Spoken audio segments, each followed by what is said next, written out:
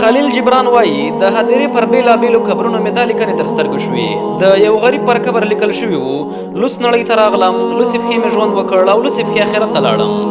د یو دولتمن پر قبر مې دا کرښې ولیدې: ټول کسان مې پر پیسو راضي کړل، خو یوازې د مرګ فرښته وه چې پر پیسو راضي نه شوه.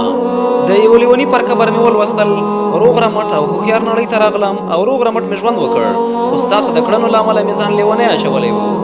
د ډاکټر پر قبر دا لیکنه وه: د هرې ناروغۍ درمل سته، خو د مرګ نه. د یو زړه ماتې کس پر قبر داسې لیکلي وو: ما یو ځل قیامت لیدلی، بیا قیامت ته نه یم خفه.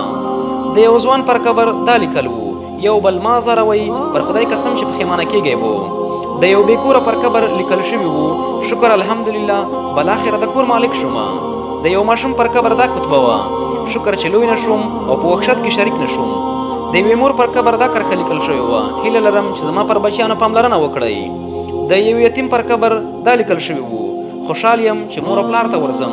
او د یوې تازه کونډې شوې ناوې پر قبر د هغې ټیکری ځوړند و او دا غونډله پرې لیکل شوې وه: زه به یو ځل بیا د مېړه مېرمن شم او کونډه به نه یم. السلام علیکم ورحمة الله وبرکاته.